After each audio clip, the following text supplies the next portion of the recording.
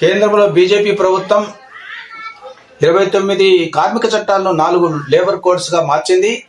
దీనివల్ల పెద్ద ఎత్తున బీడీ కార్మికుల కూడా నష్టం జరుగుతుంది. బీడీ కార్మికులకు ఏదైతే 1966 బీడీ చట్టం, అదేవిధంగా 1976 సంక్షేమ చట్టం, ఈ రెండు కూడా రద్దు కాబడతాయి.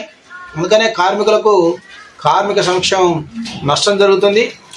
అంతవరకు కూడా బీడీ కార్మికులకు ఏదైతే బీడీ ఉత్పత్తుల నుంచి వసూలు చేస్తున్నటువంటి జిఎస్టీ ఉందో దాని నుంచి బీడీ కార్మికులకు వెల్ఫేర్ కోసం ఖర్చు పెట్టాలని, బీడీ కార్మికులందరికీ ఇళ్ల స్థలాలు ఇవ్వాలి.